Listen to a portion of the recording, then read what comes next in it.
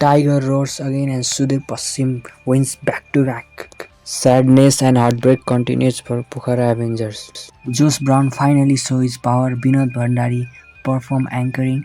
Chris Lynn short cameo but was enough to take away the match. Dipendra Singh Airi 15 runs and 10 ball. Harmesh Singh, Scott Googline, Arif and Ishan Pandey contribute a shot.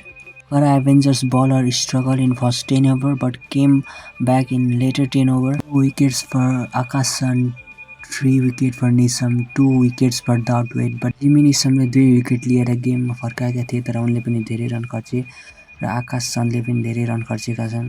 194 runs to be chase. Dinesh खरेलले फेरि पनि धोका दिए।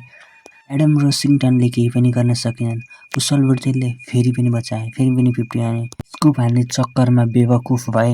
ठङ्गुनाले फेरि पनि ठगे। जिम्मी निसमले केही सातो खाए पनि फेरि ऐरीले जिम्मी निसमकै सातो खाए।